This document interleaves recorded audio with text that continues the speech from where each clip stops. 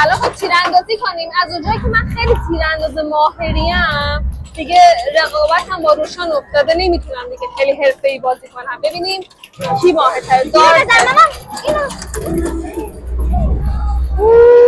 رگباره. کاش اینا دشمنامون اینجوری به رگبار می‌بستم. واسه من کوش.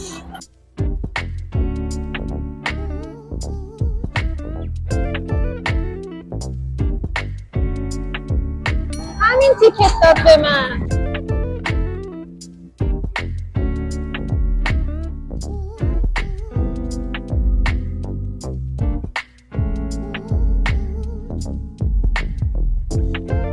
یه تفنگش لوله هاش گرفته نمیزن.